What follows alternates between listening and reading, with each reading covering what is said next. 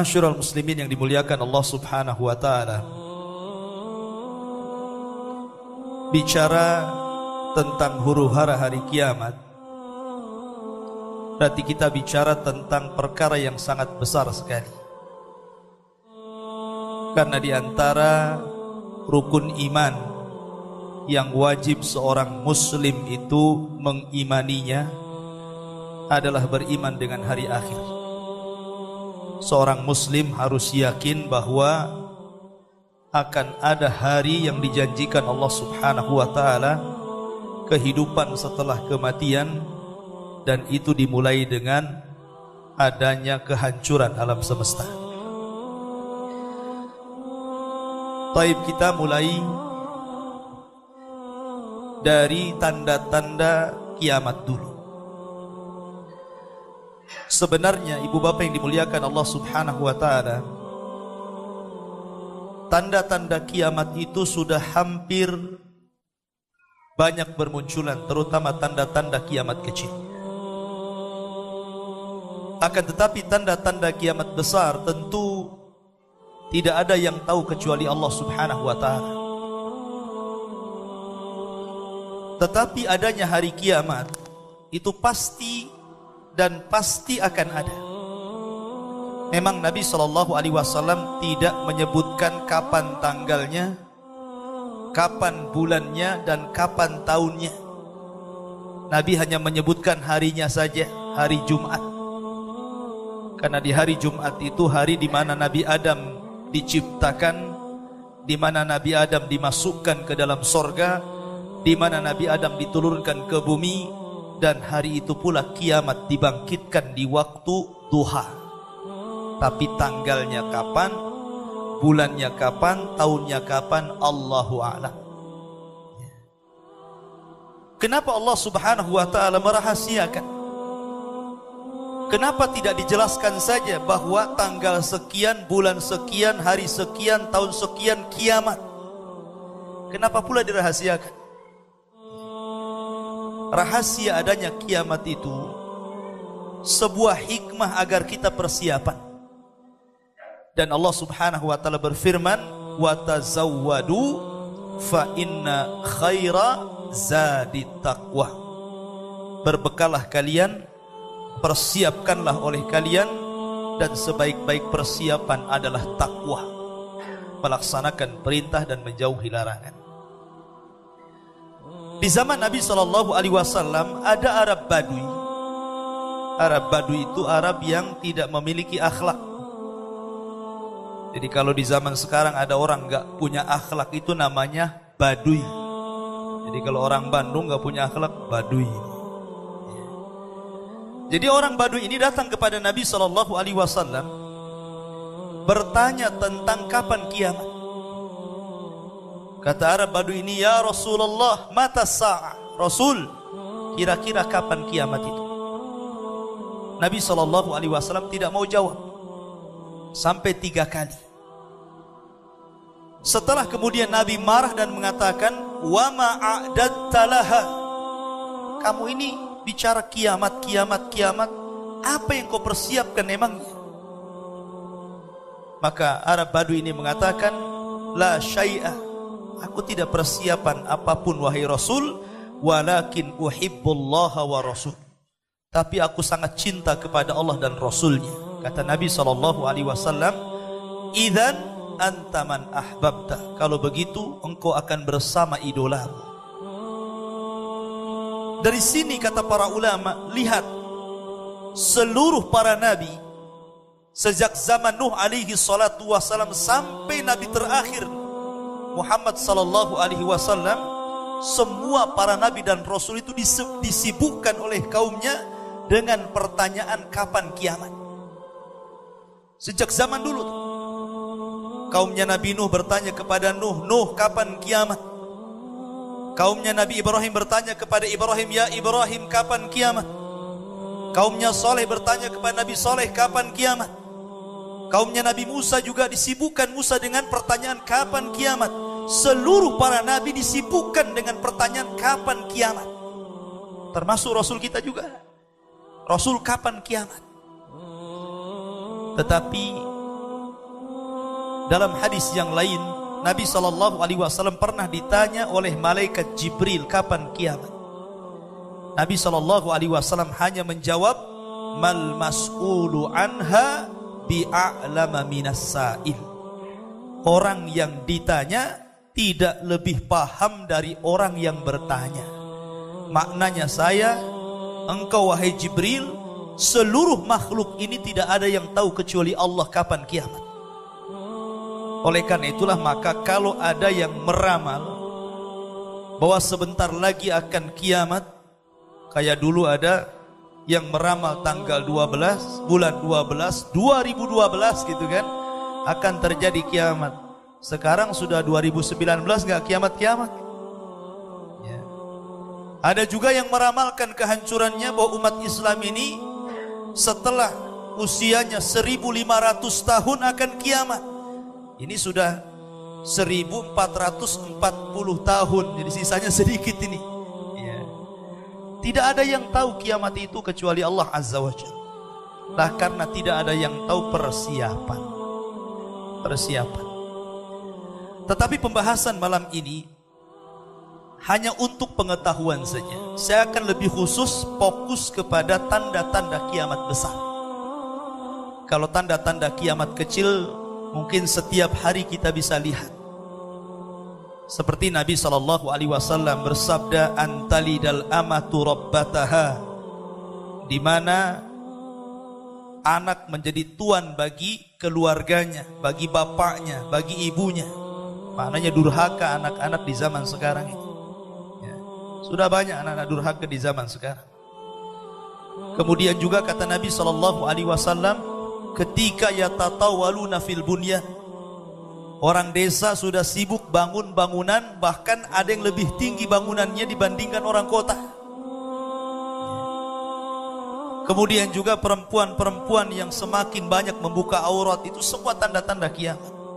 Kemudian pemerintahan yang zalim, kemudian munculnya orang-orang fasik, itu semua tanda-tanda kiamat. Saya kira tidak akan saya sebutkan karena terlampau lama. Kita akan mulai dari tanda-tanda kiamat besar saja untuk sekedar pengetahuan saja. Tanda-tanda kiamat besar itu dimulai mukaddimahnya dari kemunculan Imam Mahdi. Nabi SAW mengatakan nanti di akhir zaman akan terjadi 3 perang. Perang dari arah Yaman, perang dari arah Irak, dan perang dari arah Syam. Tiga-tiganya sudah terjadi.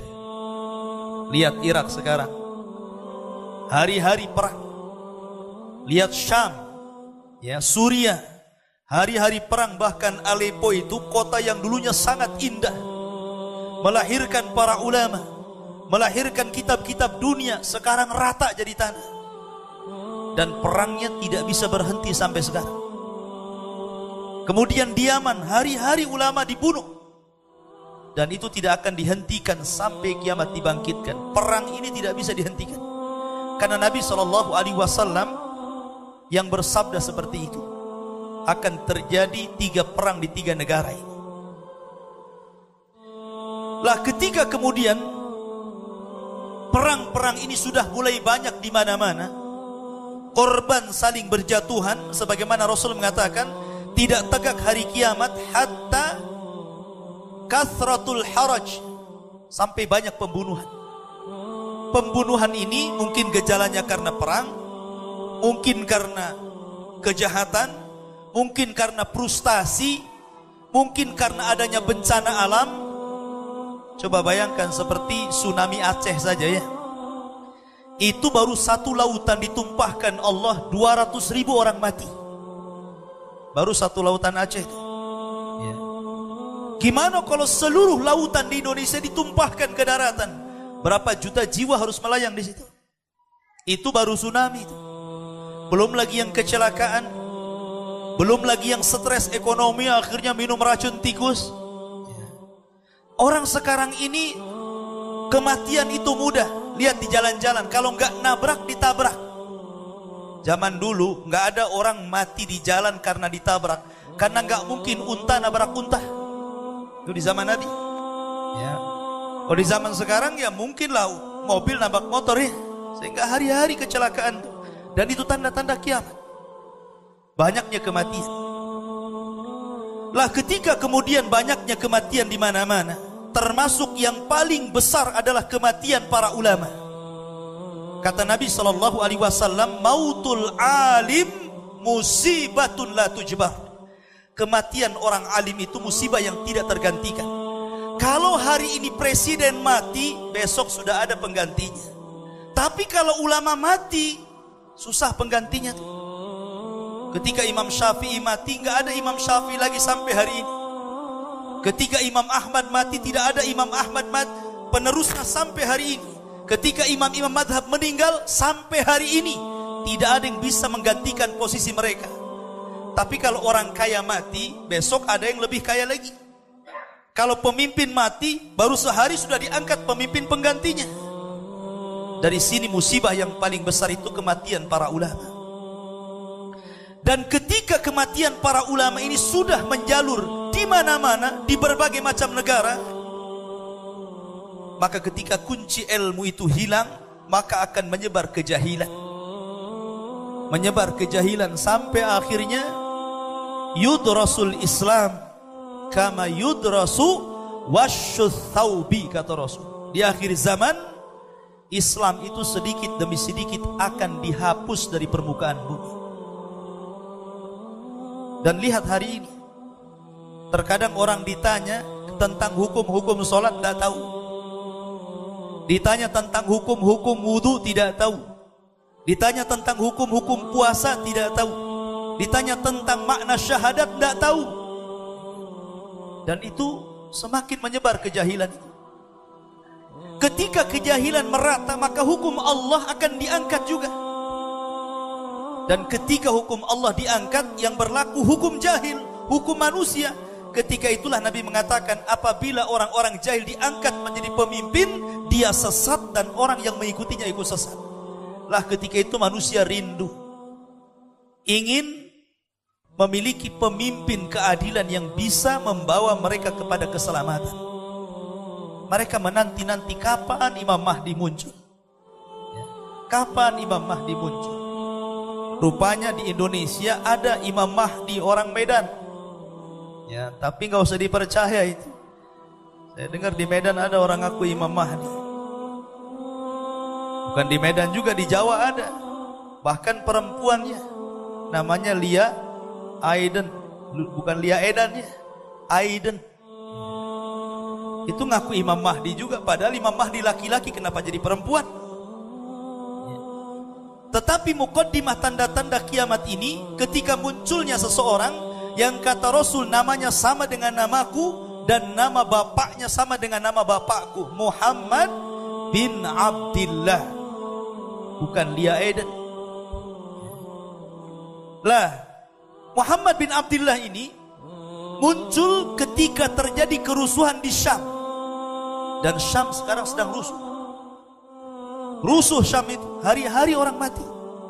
Bukan 1, 2, ratusan, bahkan ribuan orang meninggal itu. Seolah-olah nyawa itu tidak ada harganya kalau orang-orang yang hidup di Syam hari ini.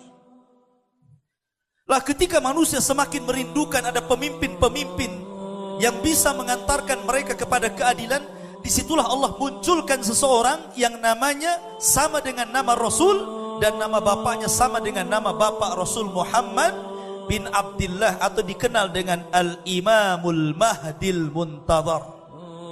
Dia keturunan daripada Hasan ibnu Ali ibnu Abdil Muttalib. Bukan seperti Imam Mahdi yang diprasangkakan orang Syiah, namanya Muhammad Hasan Al-Ash'ari, keturunan Husain.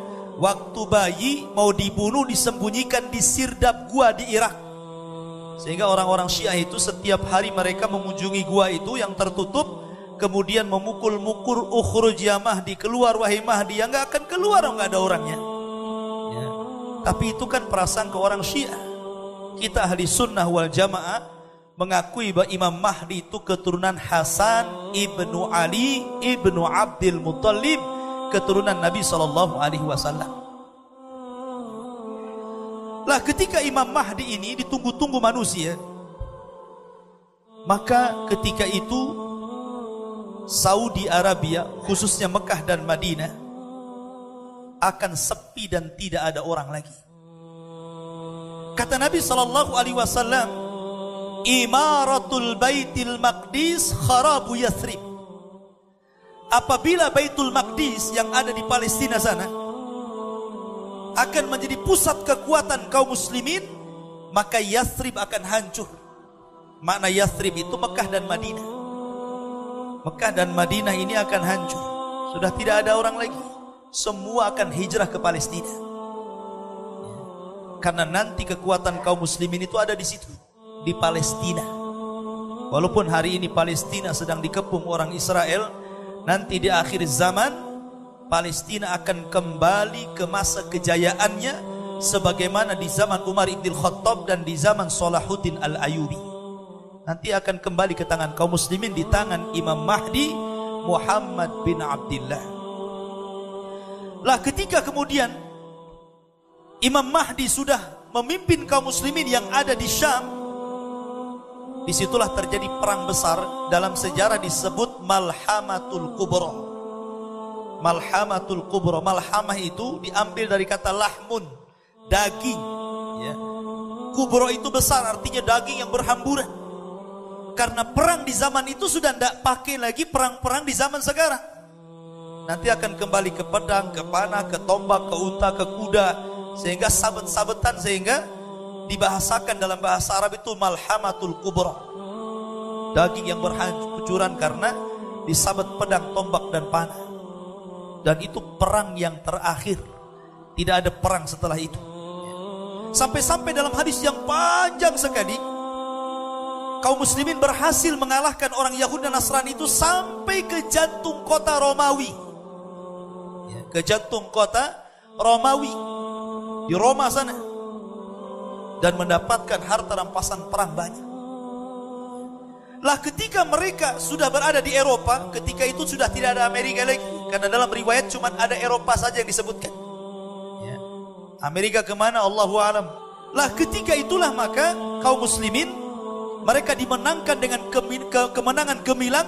Tiba-tiba mereka dihebohkan kemunculan Dajjal dari Khorasan. Khorasan itu yang ada di Iran sana. Itu Khorasan namanya. Dajjal itu muncul di situ. Maka kaum muslimin yang dipimpin Imam Mahdi sedang ada di Eropa tuh. Sementara Dajjal muncul di Syam. Makanya kemudian Imam Mahdi mengutus, kata Rasul, 10 penunggang kuda. Kata Nabi SAW, aku kenal sifat-sifat kudanya, aku kenal para penunggangnya, dan mereka sebaik-baik penunggang kuda pada hari itu. Karena sudah tidak ada pesawat masalahnya, ya kembali ke kuda lah. Untuk supaya mengecek apakah Dajjal memang betul-betul akan menyerang rumah-rumah mereka di Syam, ataukah kemunculan Dajjal ini hanya berita hoax saja. Rupanya penyerangan Dajjal kepada rumah-rumah mereka berita hoax, tapi Dajjalnya sudah muncul di Khorasan, dan di situ rupanya 70.000 Yahudi Asfahan sudah menjadi pasukan Dajjal. Karena Dajjal itu nanti akan diikuti pertama kali oleh 70.000 Yahudi Asfahan lengkap dengan seragam mereka. Dia akan memimpin perang dari sini. Lah setelah kemudian Dajjal membawa pasukan besar, Dajjal itu usianya tidak lama, hanya 40 hari. Tetapi 40 hari itu sampai ke Cicadas, sampai ke sini, ya. Karena Nabi yang mengatakan tidak ada sejengkal bumi illa saya tahu Dajjal. Tidak ada jengkalan bumi kecuali akan diinjak Dajjal. Kalau sudah diinjak Dajjal berarti tempat ini pun diinjak, kecuali 2 kota saja. Maksudnya Madinah dan Mekah itu tidak mungkin dimasuki Dajjal dan dijaga malaikat. Kalau Cicadas ya habis dimakan Dajjal nanti. Lah ketika Dajjal ini kemudian diberikan waktu 40 hari, 1 hari bagaikan 1 tahun. Lama 1 harinya. Itu pertama kali muncul Dajjal itu 1 harinya sama dengan 1 tahun lamanya. Baru 2 harinya, hari kedua sama dengan 1 bulan lamanya. Baru hari ketiga sama dengan 1 pekan. baru hari keempat, dan sampai 40 hari baru normal harinya. Sampai-sampai sahabat bertanya Rasul, yang 1 hari bagaikan 1 tahun itu macam mana sholatnya tuh? Macam mana puasanya itu? Jangankan puasa 1 tahun, puasa 3 hari gak makan mati. Maka Rasul mengatakan, perhatikan waktu-waktu sholatmu sesuai dengan apa yang kau lakukan setiap hari. Maknanya kalau dari zuhur ke asar 3 jam ya sudah asar. Dari asar ke maghrib mungkin 3 jam ya sudah maghrib. Dari maghrib ke isya 2 jam ya sudah isya. Seperti itu ya. Dan ini kata ulama fikih menjadi sebuah hukum bagi orang-orang yang hidup di kutub. Nah, orang yang hidup di kutub kan ada yang siangnya lama banget ya, ada yang malamnya sampai berhari-hari, ada yang siangnya sampai 1 minggu. Itu kalau yang puasa siangnya 1 minggu gak mati orang kutub tuh ya. Makanya orang-orang kutub itu kalau Ramadan mereka ngikut negara yang normal. Nelpon, sudah sahur belum? Sudah, makan walaupun siang ya kan. Nanti nelpon lagi, sudah buka belum? Sudah, walaupun siang buka, gitu maksudnya. Ya, mengikuti waktu normal, negara-negara normal. Lah, 1 hari itu Dajjal itu keliling tuh. Keliling ke bangsa-bangsa Arab. Dan ingat, kebanyakan pengikut Dajjal itu maaf, ibu-ibu. Ibu-ibu tuh yang banyak pengikut Dajjal itu.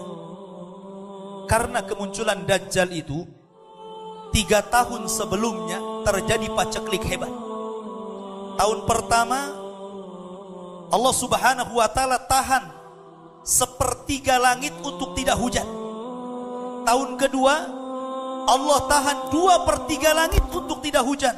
Tahun ketiga Allah tahan seluruh dunia tidak ada hujan. Sehingga tumbuh-tumbuhan mati, hewan-hewan mati, manusia pun stres cari beras gak ada. Sampai-sampai ketika itu Rasul ditanya, apa makanan yang mereka makan wahai Rasul? Kata Nabi SAW, orang-orang yang beriman hanya memperbanyak tahlil, tahmid dan takbir. Begitulah mereka berzikir kepada Allah. Jadi makanannya zikir saja. Mereka nggak ada makanan lagi ya. Lah ketika Dajjal muncul, itulah Dajjal membuat fitnah. Karena kotanya sudah banyak yang hancur. Kalau Dajjal lewat ke sebuah kota, kemudian warga kota itu mau beriman kepada Dajjal, maka kota itu akan menjadi baik. Tumbuh-tumbuhannya akan ditumbuhkan, kemudian hewan-hewannya akan dihidupkan, kemudian kotanya juga akan diperbaiki. Wanita-wanitanya akan dikasih emas, perak, tas, macam-macam. Apa yang mau dimaukan perempuan dikasih ya. Kenapa dari situ banyak perempuan yang pengikut Dajjal? Karena Dajjal itu membawa kemewahan. Dajjal itu tidak membunuh. Dajjal itu membawa fitnah agama. Dia itu hanya membunuh orang yang gak ikut dia saja. Kalau orang ikut dia, bukan tidak dibunuh, bahkan disenangkan, dibahagiakan, dikasih kekayaan. Apa maunya kita dikasih? Sampai-sampai suatu ketika Dajjal itu berbicara sampai bumi, ukhruji kunuzaki, keluarkan pembendaharaanmu wahai bumi, dan tampakkan di hadapan manusia. Maka akan keluar emas, perak, jamrud, macam-macamnya. Makanya dari situ kebanyakan yang ikut Dajjal itu ibu-ibu. Kenapa? Karena ada 2 perkara. Pertama, ibu-ibu itu naqisatu aqlin, maaf Bu ya, kurang akalnya karena ikut perasaan. Yang kedua, naqisatu dinin, kurang agamanya. Karena waktu haid tidak sholat, waktu haid tidak puasa. Kalau laki-laki kan gak ada haid. Kalau laki-laki haid LGBT namanya ya kan? Jadi laki-laki dia tidak kurang agama. Laki-laki sempurna akalnya. Kalau ada masalah, laki-laki biasanya ikut akal. Kalau perempuan ada masalah, ikut perasaan. Makanya hukum talak itu ada pada laki-laki, bukan pada perempuan. Kalau hukum talak ada perempuan, hari-hari orang yang talak berjubel di pengadilan agama itu ramai. Tapi karena talak dipegang laki-laki, agak sedikit di PA. Kenapa? Karena ikut akal, mikir kalau laki-laki. Kalau perempuan ada SMS, nyasar saja langsung, udah kita cerai saja, katanya kan begitu. Makanya perempuan itu udah ikut Dajjal. Sampai-sampai dalam hadis, saking takutnya bapak-bapak istrinya ikut Dajjal, anak perempuannya ikut Dajjal sampai dirantai kayak orang gila. Artinya para pengikut Dajjal itu banyak perempuan. Yang kedua, orang-orang jahil, orang-orang bodoh, orang-orang yang tidak punya akidah, orang-orang yang tidak punya ilmu, orang-orang yang tidak cukup bekal agamanya, maka mereka akan mudah ikut Dajjal. Karena Dajjal itu membawa neraka dan sorga. Sorganya neraka dan nerakanya adalah sorga. Dan dia akan keliling selama 40 hari. Ketika Dajjal berusaha untuk masuk kota Mekah, nggak bisa, karena malaikat mengelilingi kota Mekah. Kemudian ketika mau masuk kota Madinah juga nggak bisa. Dajjal hanya bisa melihat dari kejauhan saja kota Madinah itu. Tiba-tiba Dajjal melihat cahaya putih sehingga mengatakan, hadza qasru Ahmad, ini adalah istananya Ahmad, maksudnya Masjid Nabawi. Subhanallah. Dajjal mengatakan, ini istana putih. Dan menjadi sebuah kenyataan hari ini. Coba kalau ibu bapak umroh atau haji disempatkan ke Madinah, lihat Masjid Nabawi itu dari arah ketinggian, itu warnanya putih. Shadaqa Rasulullah, sungguh benar apa kata Nabi. Ucapan Dajjal mengatakan, hadza qasru Ahmad, ini adalah istana putih. Masjid Nabawi itu kalau dari kejauhan itu warnanya putih, padahal bukan putih warnanya. Kalau dari dekat itu warnanya hijau kan. Tapi kalau dari jauh, dari ketinggian, warnanya putih itu. Jadi Nabi SAW itu tidak mungkin berdusta setiap sabdanya. Dan itu menjadi kenyataan apa yang dikatakan Dajjal itu. Makanya ketika kemudian Dajjal tidak bisa, Rasulullah SAW yang sedang bersabda memakai tongkat itu dipukul-pukulkan ke bumi. Hadihi tayyibah, hadihi tayyibah. Ini tempat yang baik, ini tempat yang baik. Dajjal tidak bisa masuk di situ. Makanya akhirnya karena Dajjal marah tidak bisa masuk kota Madinah, maka dia membuat gempa. Akhirnya orang-orang munafik yang ada di kota Madinah pada keluar. Hanya orang-orang yang kuat imannya saja yang tinggal di situ. Orang-orang munafik itu akhirnya belakangan ikut Dajjal.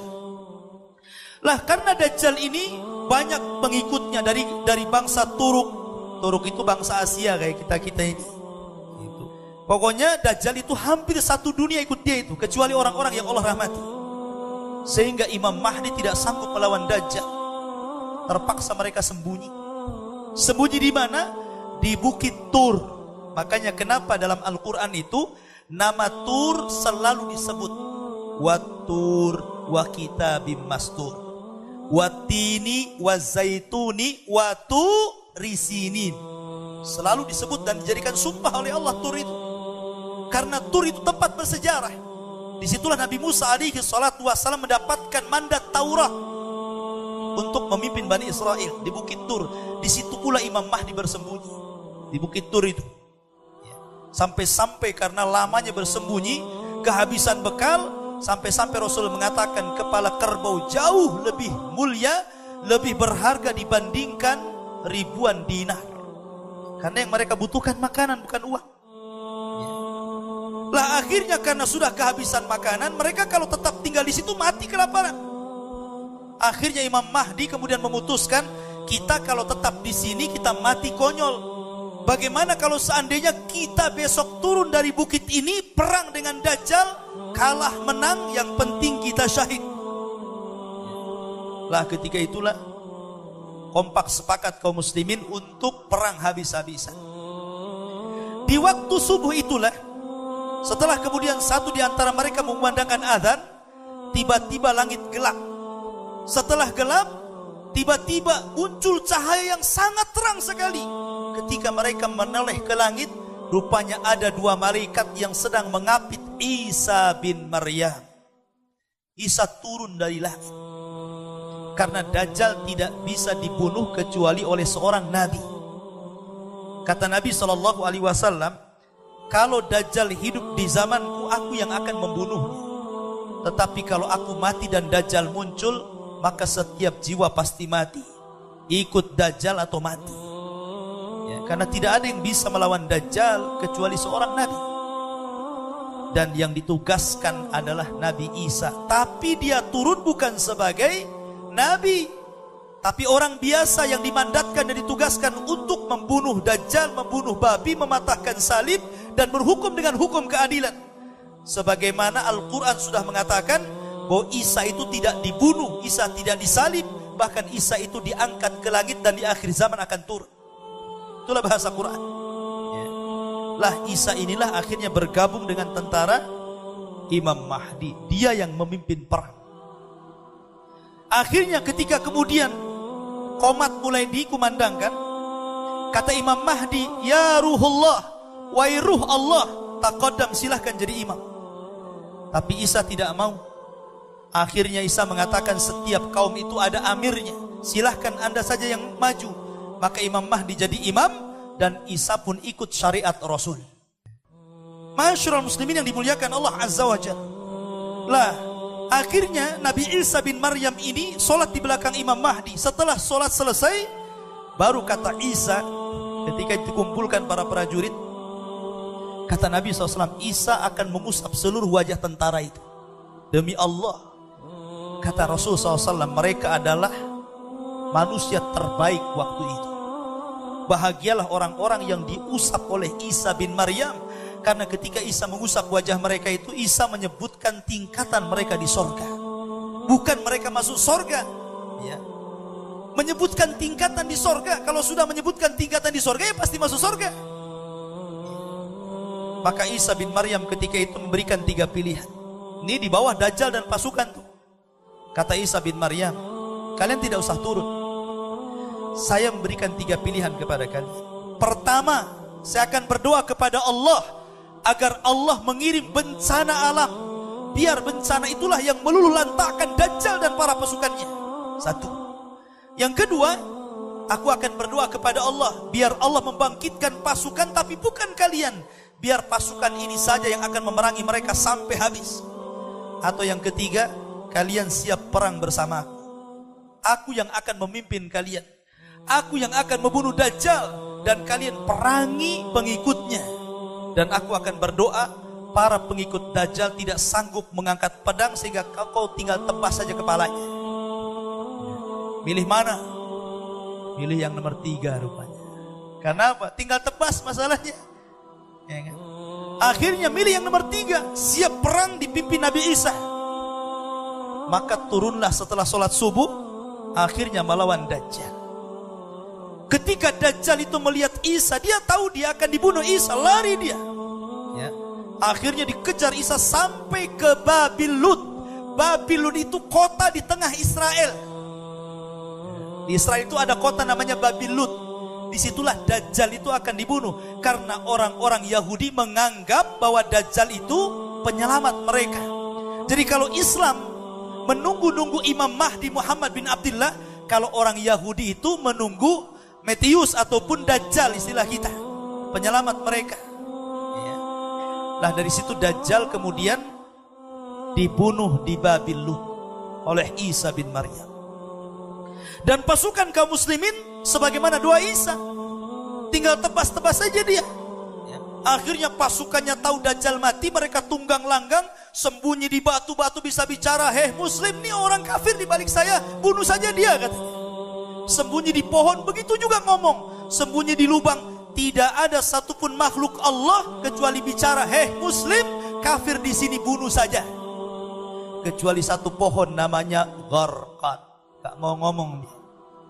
Makanya orang Israel hari ini banyak-banyak nanam pohon borkot. Ya, hadisnya bocor sampai mereka. Tetapi sayang kebakaran, nanam lagi. Ya, kan kemarin kebakaran tuh, habis pohon borkotnya, ditanam lagi, mudah-mudahan kebakaran lagi. Ya. Karena hanya pohon itu yang tidak akan bicara dan melindungi orang-orang kafir. Lah setelah Dajjal mati, kemudian kaum muslimin pun berhasil mengalahkan orang-orang kafir. Maka yang selamat dari orang-orang kafir Yahudi dan Nasrani, mereka diberikan 2 pilihan oleh Isa, masuk Islam atau mati. Kalau di zaman Nabi SAW 3 pilihan, masuk Islam, kalau tidak bayar upeti, kalau tidak mati. Tapi di akhir zaman gak ada upeti-upetian, cuma 2 aja pilihannya, mati atau masuk Islam. Akhirnya sebagian besar orang-orang kafir itu masuk Islam. Inilah isyarat firman Allah Azza wa Jal, wa im min ahlil kitabi illa la yu'minanna bihi qabla mautihi. Sesungguhnya kelak sebagian ahli kitab akan beriman kepada Allah lewat Isa sebelum kematiannya. Jadi akan berbondong-bondong orang Yahudi Nasrani masuk Islam karena Isa bin Maryam. Sehingga ketika itu semua orang beriman. Kata Nabi SAW, tuba liman asya ba'dal masih.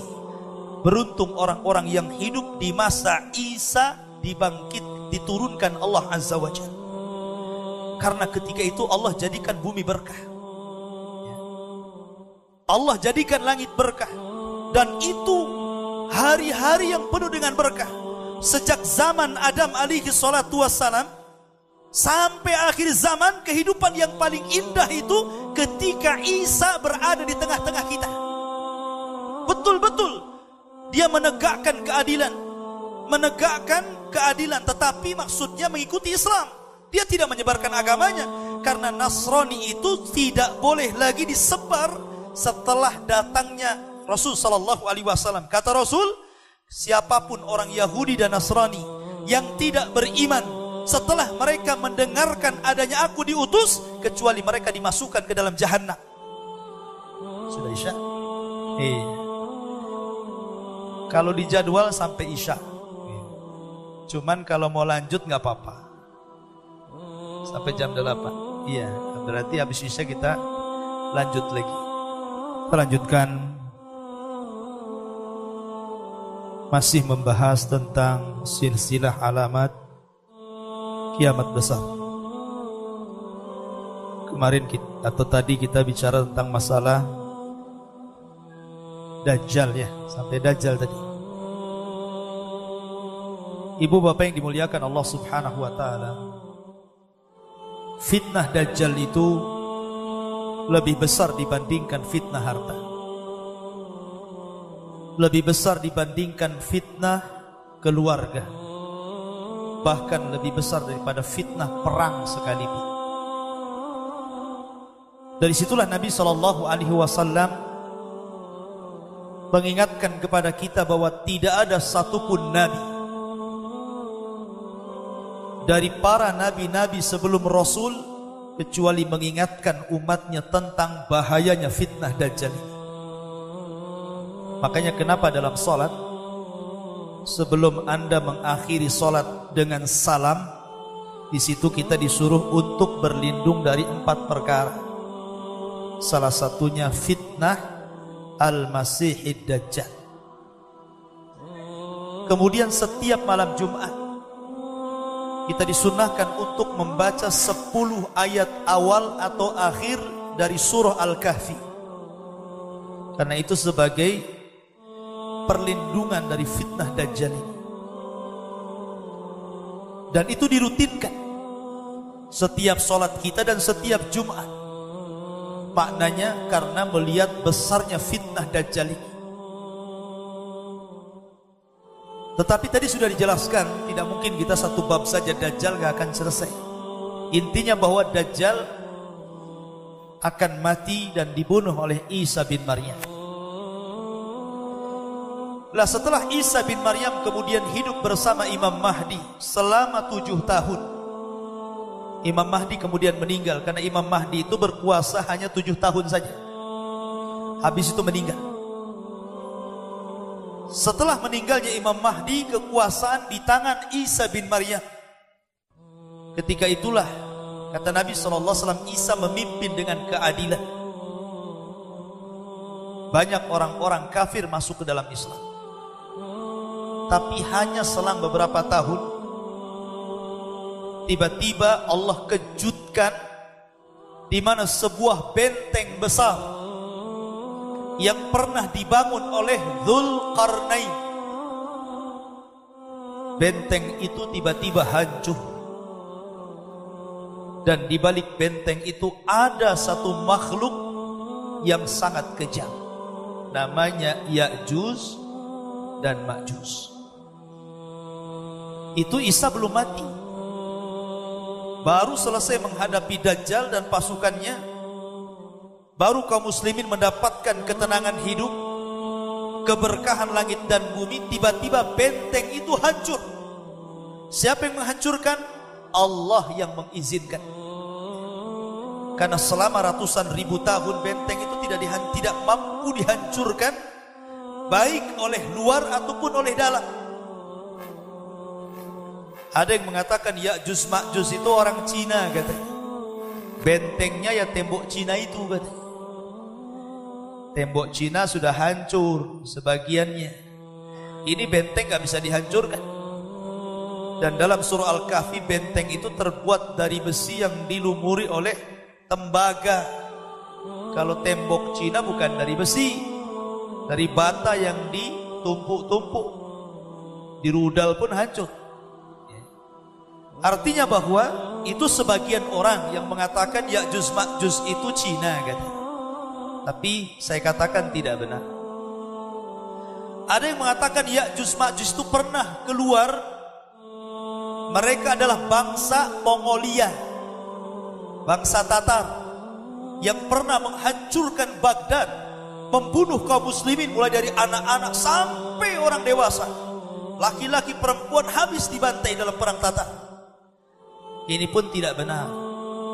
Karena keluarnya Ya'juj dan Ma'juj itu di akhir zaman, artinya belum keluar. Dan keluarnya di masa Isa bin Maryam, dikeluarkan. Fitnah Ya'juj Ma'juj beda dengan fitnah Dajjal. Kalau fitnahnya Dajjal itu fitnah agama. Dajjal itu minta disembah.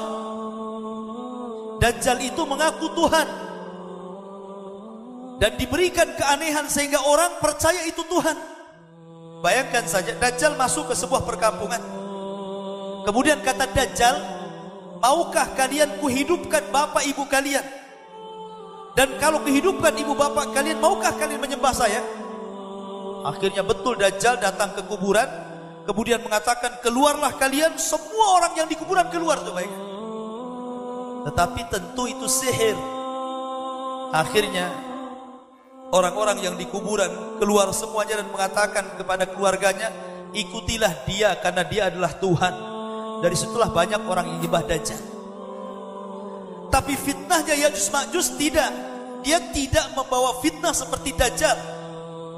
Dia hanya membawa fitnah kerusakan.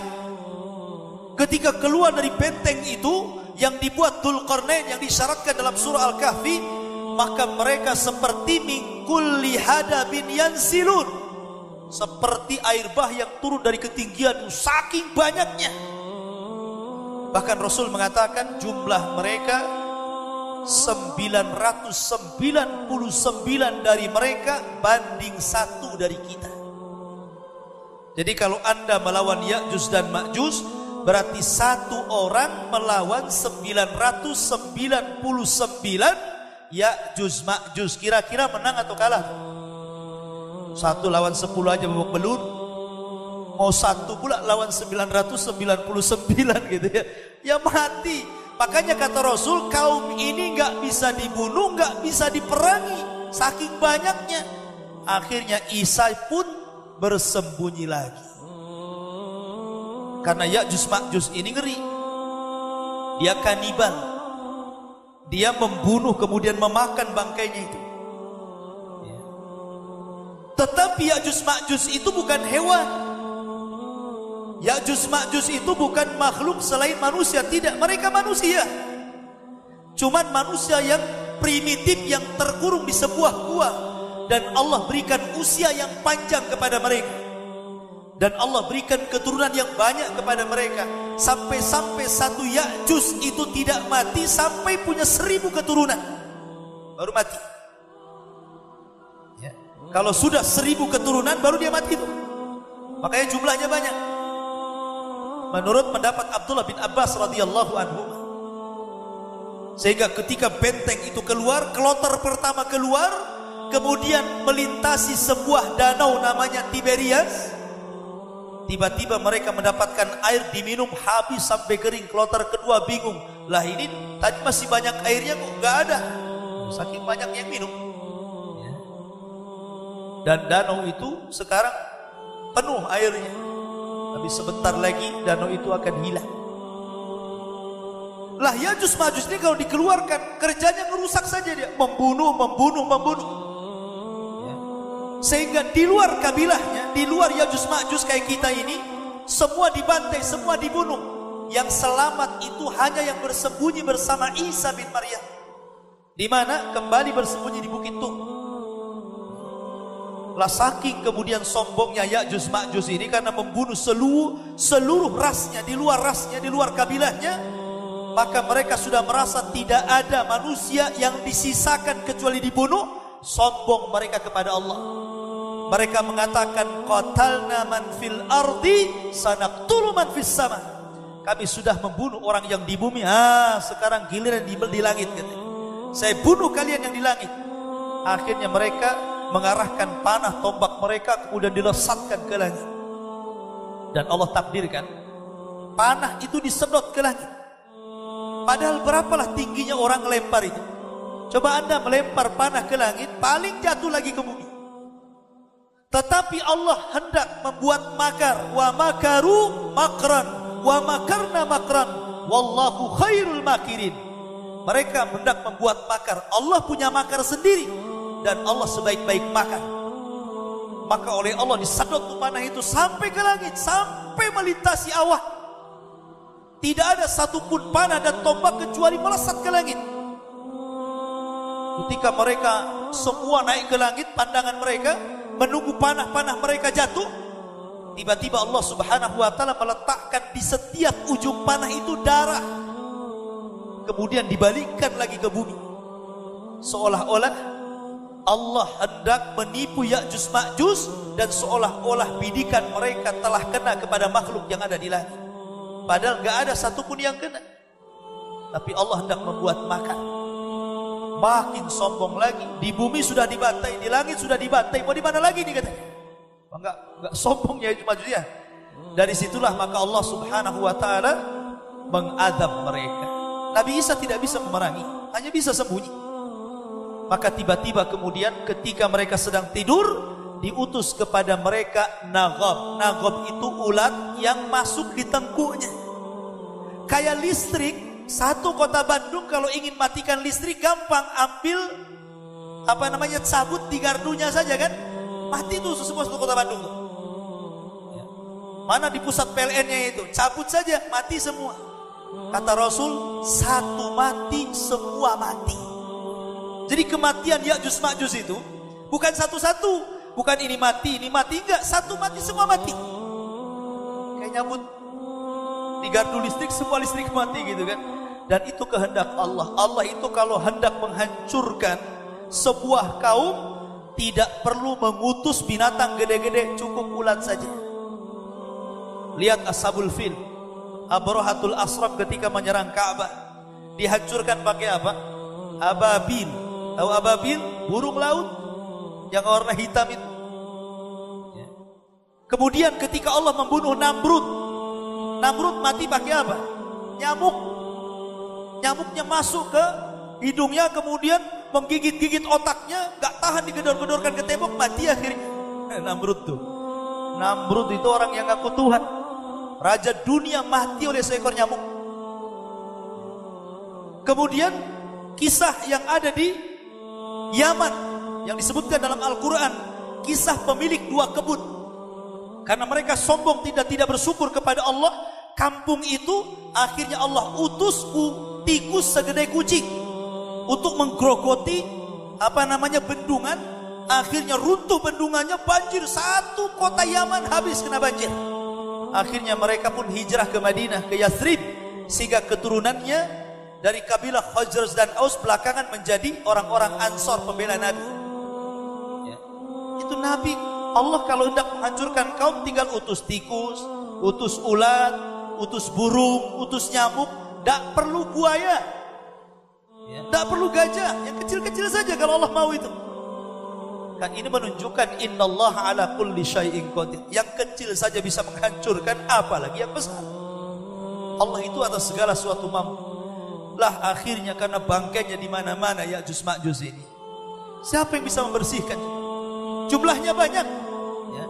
Akhirnya Isa hanya berdoa kepada Allah, diutuslah burung sebesar unta Burung itulah yang kemudian mengambil satu-satu jasadnya dan dilempar ke lautan sampai bersih. Yang untung adalah binatang-binatang pemakan daging. Buaya, harimau, pokoknya binatang pemakan daging untung nih. Banyak makanan. Ya'juj Ma'juj geletak sana geletak sini. Akhirnya gak bersih juga. Akhirnya Isa berdoa lagi supaya diturunkan hujan deras. Akhirnya hujan itulah yang menyapu sisa-sisa Ya'juj Ma'juj ke lautan dan bumi menjadi hijau ranum kembali. Maka ketika itulah maka Isa diberkahi lagi kehidupannya sampai akhirnya Isa pun diwafatkan Allah Subhanahu wa taala. Ketika Isa wafat itulah manusia tidak ada yang memimpin lagi. Imam Mahdi yang memimpin sebelumnya sudah mati. Penggantinya Isa bin Maryam juga sudah meninggal. Maka kaum muslimin kehilangan pemimpin. Maka ketika tidak ada yang membimbing mereka, lambat laun mereka mulai kufur lagi. Sebagian mereka mulai kufur lagi. Lah ketika kemudian sebagian mereka mulai kufur lagi dan sebagian tetap beriman kepada Allah Azza wa Jalla, Allah ingatkan mereka lagi dengan cara apa? Allah kirimkan dukhan. Yang Allah mengatakan dalam Al-Quran suratul Dukhan, fartakib yauma ta'tis sama bidukhanim mubin. Akan dimunculkan dukhan. Dukhan itu asap tebal yang ada di langit kemudian menyerbu manusia. Disitulah Allah Subhanahu wa taala tampakkan mana mukmin, mana munafik. Kalau asap itu dihirup orang yang beriman, paling tinggi hanya pilek saja. Ya. Mungkin pilek saja gitu kan, tidak sampai memadaratkan orang yang beriman. Tapi kalau asap itu disedot orang munafik, maka akan membuat kelemahan keluar dari telinga, keluar dari mulut, keluar dari hidup. Ya. Dan mereka akan merasakan kesusah payahan yang luar biasa, rasa pening yang luar biasa. Dan ketika itu dibedakan mana mukmin mana kafir. Jadi kalau hanya pilek saja memang mukmin. Oh kalau sampai keluar dari kupingnya asapnya gitu kan, nah, munafik kamu. Jadi ketika itu tampak tuh mana mukmin mana munafik kan. Subhanallah tampakkan. Akhirnya kemudian mereka pun berdoa kepada Allah agar asap itu diangkat. Akhirnya diangkat, tapi subhanallah tetap saja di antara mereka tidak mau bertobat kepada Allah Azza wa Jalla. Ketika itulah akhirnya ketika sudah diangkat, mereka sudah terlena. Suatu ketika mereka tertidur pulas di malam hari. Kemudian di waktu subuh orang-orang yang beriman biasa mereka bangun subuh kemudian ke masjid. Tapi orang-orang munafik yang kemudian sedikit demi sedikit meninggalkan Islam, mereka tetap tidur. Ketika sudah waktunya matahari terbit, ditengoknya kok gak muncul-muncul. Ditunggu sampai jam 9 tidak muncul juga. Ditunggu sampai duhur tidak muncul juga. Ditunggu sampai asar tidak muncul juga. Ketika matahari harusnya tenggelam, tiba-tiba terbit dari arah barat. Itulah yang dikatakan Nabi SAW, apabila matahari terbit dari arah barat, la tanfa'u imanu, la yanfa'u imanukum, tidak akan bermanfaat iman kalian. Jadi ketika matahari terbit di sore hari, harusnya terbenam, ini terbit malah, dan itu hanya 1 hari saja. Ya. Maka ketika itu semua ustaz terhenti berdakwah. Orang-orang kafir jadi beriman, orang-orang munafik jadi mukmin, orang-orang dusta jadi jujur. Tapi percuma keimanannya. Kalaupun ada seorang dai yang berceramah sampai kemudian dakwahnya berhasil menobatkan orang, percuma tobatnya. Kenapa? Matahari sudah terbit dari arah barat. Ketika itu sudah tertutup pintu tobat. Yang mukmin alhamdulillah dengan keimanannya, yang munafik celaka dengan kemunafikan. Baru selang 2 hari, dalam riwayat ada yang mengatakan 1 hari, dari matahari terbit dari arah barat, tiba-tiba muncul binatang dari perut bumi. Binatang itu disebut dabatun minal ard. Binatang yang besar, ketika keluar dari perut bumi, kepalanya baru nempel di awan, kakinya belum keluar dari bumi. Besar. Disebut dalam Al-Quran akhrajna lahum dabbatun minal ardh. Akan dikeluarkan binatang melata dari perut bumi, tukallimuhum, dan bicara dengan manusia. Binatang ini tidak akan membunuh, binatang ini tidak akan merusak.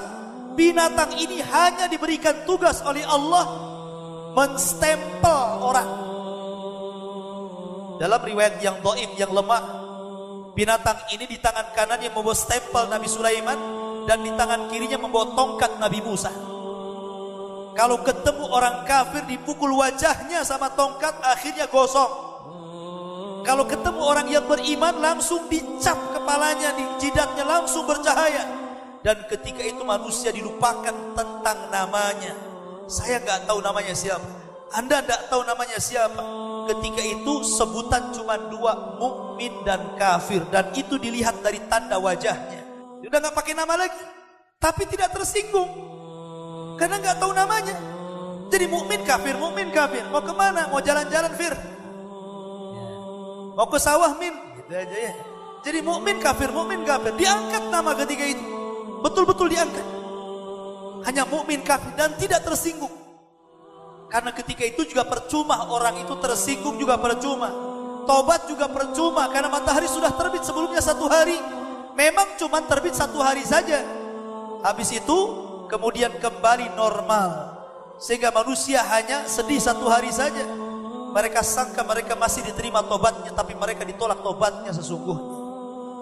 Lah ketika kemudian binatang itu sudah menstempel semua orang, tidak ada satupun orang yang tidak terkena stempelnya. Satu dunia dia akan keliling, sampai ke Cicadas juga. Binatang itu akan sampai di sini, karena semua orang akan kena stempel. Tugas dia hanya itu saja, habis itu hilang binatang ini. Binatang ini hilang, munculnya dari Mekah, ya. Kemudian keliling dunia, setelah tugasnya selesai langsung hilang. Ketika itu maka Allah Subhanahu wa ta'ala mengirim satu angin yang sangat dingin sekali. Angin itulah masuk ke rumah-rumah, masuk ke gua-gua, masuk ke lorong-lorong, masuk kemana saja, sampai akhirnya setiap ada orang yang beriman, yang masih ada keimanan sebiji dzarah dalam hatinya, mati kena angin ini. Sehingga tidak ada yang tersisa kecuali orang munafik kafir, yang kata Nabi SAW, la taqumus sa'ah illa ala syiraril khalqi. Tidak mungkin tegak hari kiamat sehingga menimpa kepada orang yang paling buruk yang ada di permukaan bumi. Ketika seorang yang beriman pada mati semuanya, yang tinggal hanya munafik, kafir, orang jahat, ketika itulah Allah Subhanahu wa ta'ala munculkan larva api yang terpendam di perut Aden.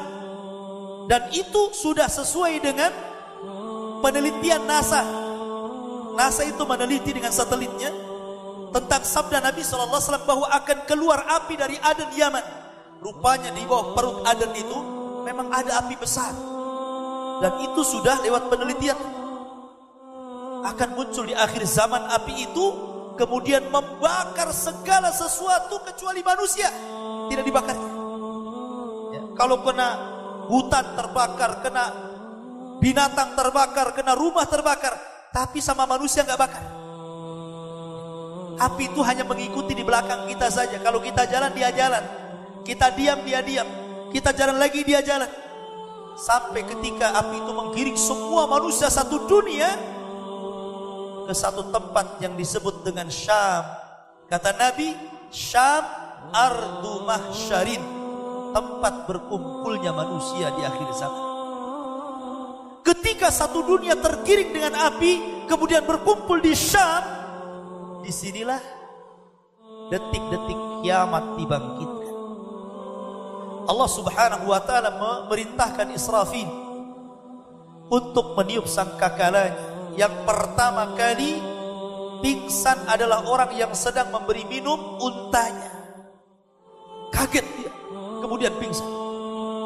Kemudian disusul orang yang di pasar-pasar, yang di jalan-jalan. Setiap terdengar trompet, itu suara trompet Al-Qari'ah yang disebutkan dalam surah Al-Qari'ah. Al-Qari'atu mal-Qari'ah, Wa ma adraka mal qari'ah yauma yakunun nasu kal farashil mabthus.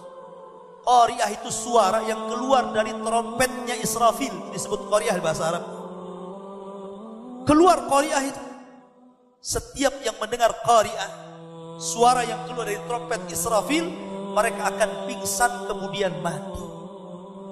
Dan itu adalah trompet kejutan, membuat orang pingsan kemudian mati. Ketika itulah maka tidak ada yang hidup. Manusia mati, jin mati, binatang mati, malaikat mati. Tidak ada satupun yang hidup kecuali Allah Subhanahu wa ta'ala.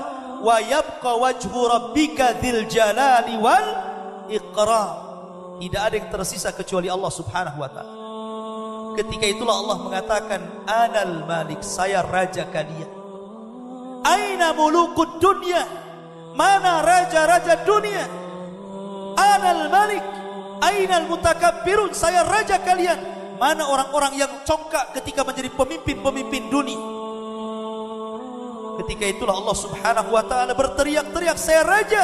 Maliki yaumiddin. Ini makna daripada Maliki yaumiddin, raja pada hari kebangkitan. Tidak ada yang menjawab karena tidak ada orang hidup. Malaikat mati, jin mati, manusia mati, binatang mati. Yang hidup hanya Allah Subhanahu wa ta'ala. Di sini Allah membuktikan bahwa dialah Maliki yaumiddin, raja pada hari pembalasan. Maka kata hadis Abu Hurairah radhiyallahu anhu, ketika dari tiupan sangkakala pertama ke tiupan sangkakala kedua jaraknya 40. Tidak disebutkan apakah 40 tahun, apakah 40 bulan, apakah 40 minggu, apakah 40 hari. Yang jelas 40. Bisa 40 hari, bisa 40 bulan, bisa 40 tahun. Disitulah Allah hancurkan dunia. Kal farashil mabsud. Gunung-gunung yang berterbangan seperti kapas yang ditiup angin.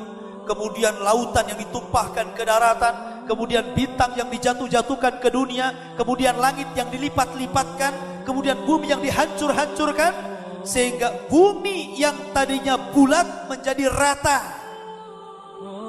Disitulah Allah katakan, yauma tubaddalul ardu ghairal ardi. Pada hari di mana Allah mengganti bumi yang kita pijak dengan bumi yang lain. Bukan bumi ini dihilangkan ganti bumi lagi, tidak, maksudnya tetap bumi ini yang tadinya bulat menjadi rata. Tentu akan lebih padang lagi, akan lebih luas lagi kalau diratakan bumi ini kan. Ya, itulah yang disebut dengan padang mahsyar. Disitulah Allah Subhanahu wa ta'ala berfirman, idza zulzilatil ardu zilzalaha. Apabila bumi digempa-gempakan sampai rata. Wa akhrajatil ardu athqalaha.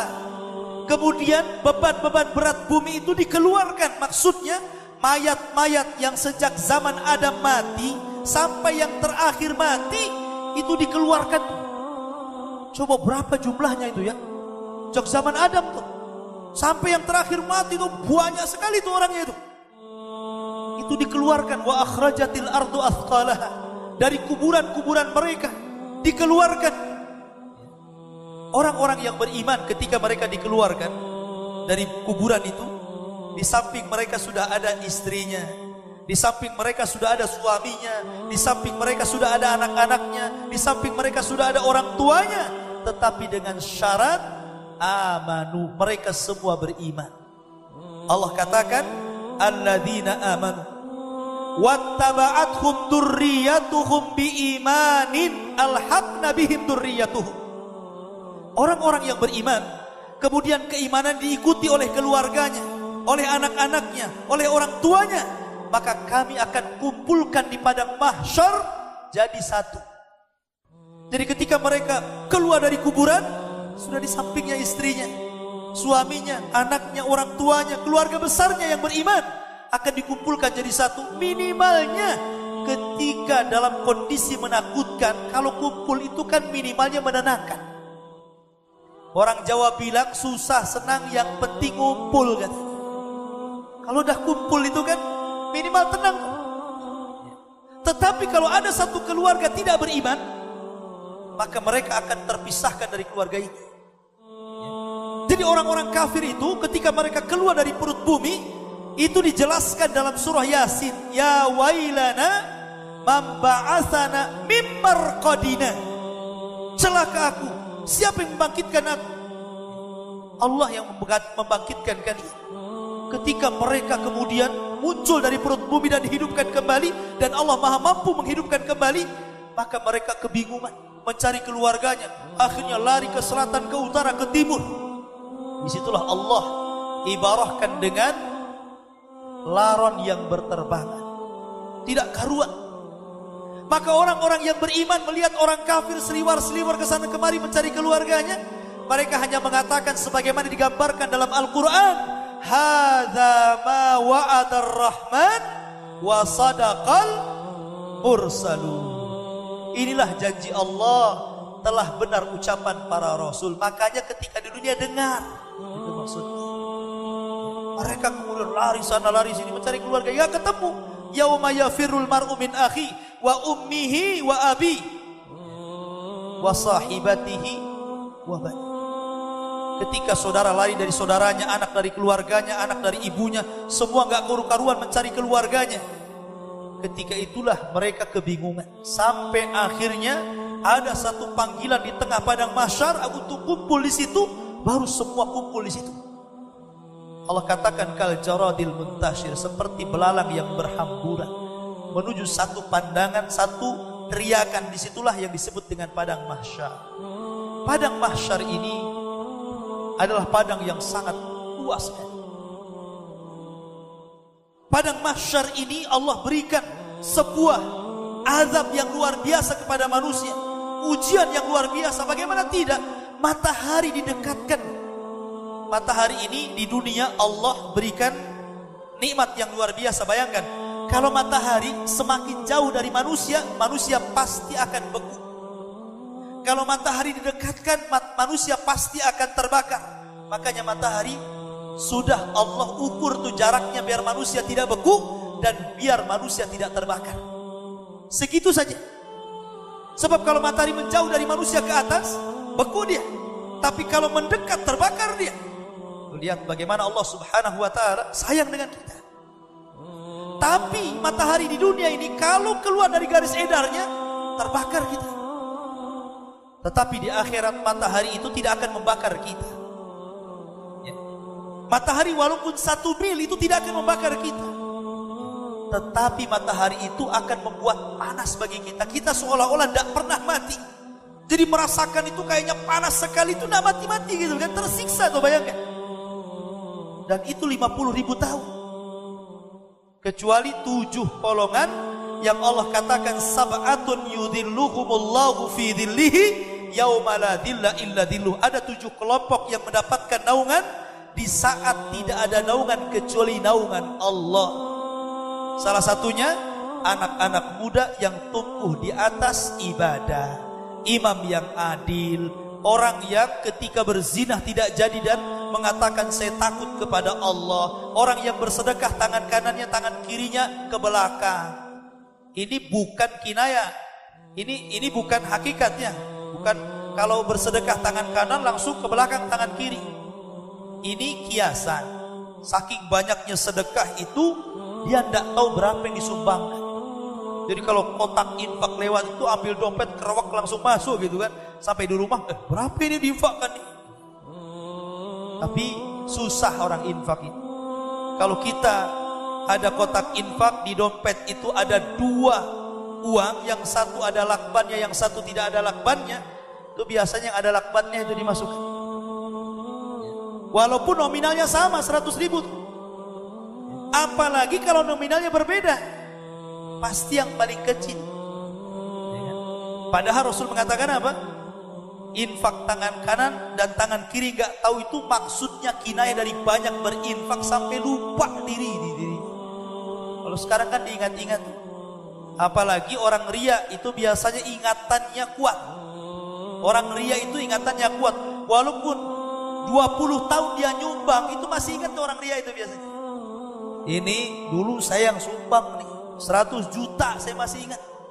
Sakit hati saya karena apa? Banyak-banyak sumbang, pujiannya cuma 3 kalimat. Tahu gitu 10 juta saja saya katanya. Ya. Ada orang yang seperti itu. Nah itu kelompok-kelompok tadi itu, yang 7 kelompok itu yang mendapatkan naungan. Tapi selainnya tidak ada naungan. Mereka kehausan. Bayangkan kata Rasulullah, yuhsyarun nas yaumal qiyamah khufatan uratan ghurlan.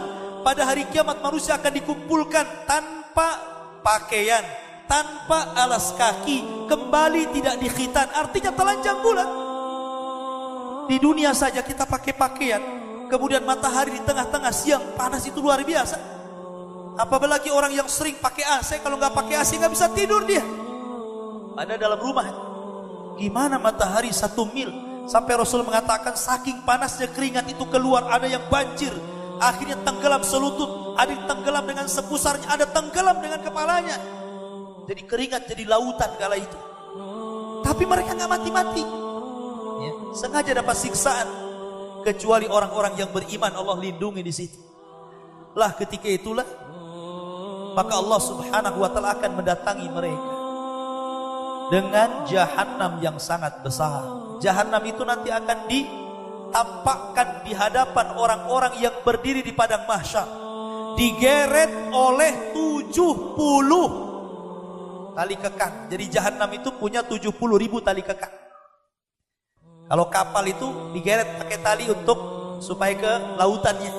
Jahanam itu tali kekangnya itu jumlahnya 70.000. Satu tali kekang diseret 70.000 malaikat. Anda bisa bayangkan? Ya. Kali berapa tuh malaikat yang geret jahanam itu? Jahanam itu punya 70.000 tali kekang. Satu tali kekang digeret 70.000 malaikat. Sekali jahanam itu. Makanya ketika orang dimasukkan ke dalam jahanam, Allah berfirman kepada jahanam, hal mim mazid, masih kurang wahai jahanam. Kata jahanam, hal mim mazid, masih ada tambahan, masukkan aja ya Rabb katanya. Akhirnya karena enggak penuh-penuh jahanam, Allah masukkan kakinya baru penuh. Bayang. Dan itu akan dihadapkan di hadapan manusia di padang mahsyar. Allah akan datang, waja'a rabbuka wal malaku saffan saffa. Allah akan datang dan malaikat berbaris menghadap Allah Subhanahu wa taala. Ketika itu orang yang beriman melihat Allah sebagai nikmatan tambahan, tapi orang kafir tidak melihat Allah sama sekali.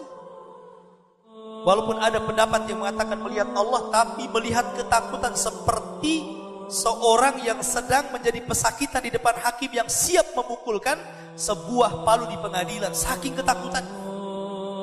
Tapi pendapat yang kuat, orang kafir tidak akan pernah melihat Allah. Dan ingat, Allah itu hanya terlihat di akhirat, di dunia nggak akan terlihat. Karena di Batam ada juga orang yang mengaku bisa melihat Allah, dan Anda bisa melihat Allah lewat dia, cukup bayar 500.000. Itu ada di Batam. Kalau di Bandung nggak tahu. Bayar 500.000, itu kita bisa melihat Allah lewat baskom yang dikasih air itu. Disuruh wirid, dikir sekian kali, kemudian lihat ke baskom itu. Kalau nggak dilihat, kata dia, wiridnya kurang khusyuk, tapi uangnya nggak dikembalikan. Nah, ya kan? Ini lebih hebat dari tukang obat. Ahli sunnah mengatakan Allah tidak mungkin dilihat di dunia. Allah itu hanya dilihat di akhirat, itu pun bagi orang yang beriman di padang mahsyar sekali, dan di sorga setiap kita hendak memandang. Ada setengah golongan, bahkan agama, yang mengatakan bahwa hari kiamat itu tidak ada. Kerana alam semesta ini qadim, kekal abadi. Maka dibantah dalam sifat 20. Wujud, qidam, baqa, mukhalafatuhu lil hawadith. Yamuhu binafsihi wahdaniyah, qudrat, iradat, ilmun, hayat, sama', basar, kalam. Ini disusun oleh akidah Asy'ariyah untuk membantah orang yang mengatakan ada dua yang qadim selain daripada Allah Subhanahu wa taala. Yang wujud sebenar wujud Allah, sedangkan kita wujud kerana kita diwujudkan. Ada yang maha mewujudkan, yaitu wajibul wujud, Allah. Wujud qidam, kekal. Yang qidam itu qadim, Allah Subhanahu wa ta'ala. Bila ada orang mengatakan bahawa alam ini qadim, maka syiriklah dia, kerana ada dua yang qadim, Allah dan alam. Maka dalam Islam kita diajarkan an tu'mina billah wa malaikatihi wa kutubihi wa rusulihi wal yaumil akhir, bahawa dunia akan berakhir dan kita semua akan mati dan alam semesta ini akan hancur. Maka Syekh Muhammad Abduh memulai tafsir Al-Manar tidak dari Al-Fatihah, tapi daripada juzuk 30 Amma Yatasa'alun. Sebab juzuk 30 itu banyak bercerita tentang hari kiamat. Maknanya kalau orang diajak bercerita tentang awal Al-Baqarah, dia bercerita tentang alladzina yuqimunas shalah wa yu'tunaz zakah wa yunfiquna mimma. Ini semua cerita tentang ibadah. Bagaimana mungkin orang bercerita paham ingin beribadah kalau dia menyangka bahawa alam ini kekal dan abadi? Oleh sebab itu dalam Islam diajarkan bahawa alam ini akan binasa. Definisi makna alam, ma siwallah, semua yang selain daripada Allah alam. Saya puan tuan alam semesta, ma siwallah, maka semua akan binasa. Yang kekal abadi hanya Allah Subhanahu wa ta'ala. Bila ada orang mengatakan alam ini kekal, maka bagaimana dengan dosa? Sedangkan kita berpahaman bila saya mati, bila saya ada dosa, maka saya akan diadili di mahkamah Allah Subhanahu wa ta'ala. Selepas itu ada surga, ada neraka. Sedangkan mereka yang berpahaman bahawa alam ini tidak binasa, maka roh itu masuk dari satu tubuh ke tubuh yang lain. Roh saya keluar, masuk ke tubuh yang lain.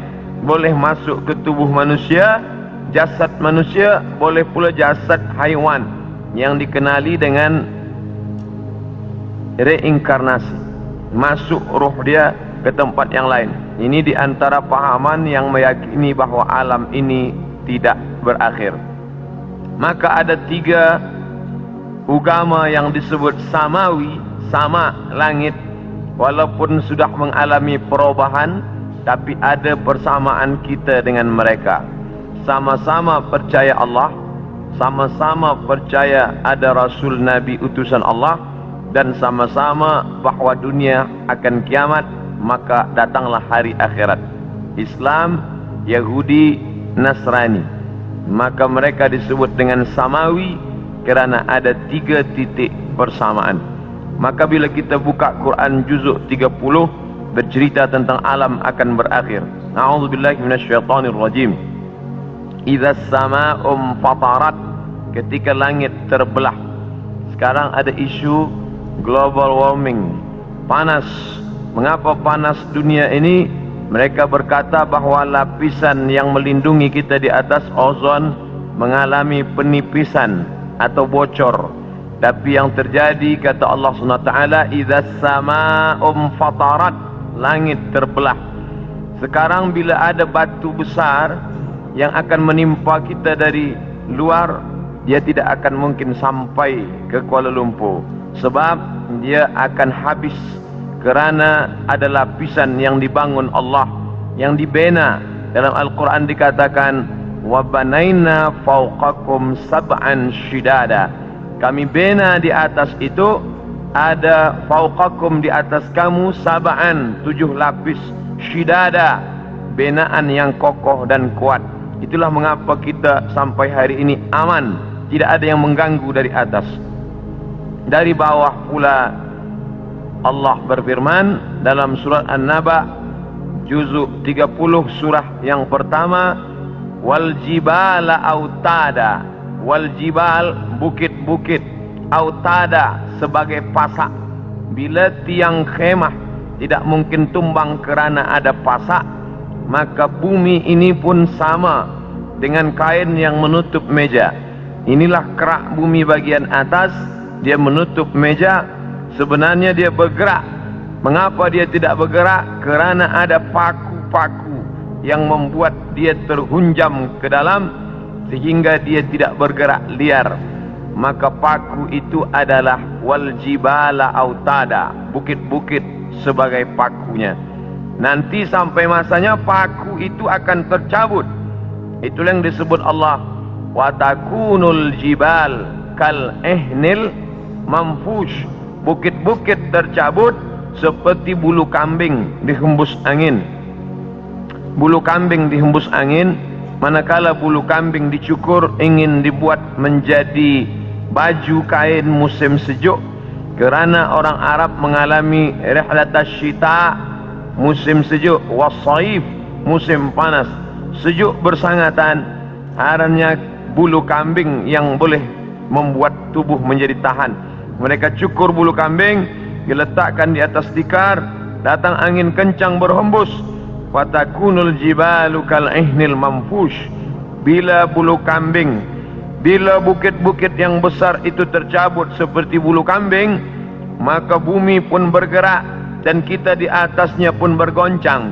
Itulah yang dikatakan dalam Al-Quran, wataran nasa sukara. Engkau pandang manusia itu sukara, mabuk. Wa ma hum bisukara. Sebenarnya mereka tidak mabuk. Bila kita tengok ada orang mabuk, dia berjalan bergoncang, begitulah bayangan nanti hari kiamat terjadi. Wataran nasa sukara, engkau lihat mereka mabuk. Wa ma hum bisukara, sebenarnya bukan mereka itu mabuk.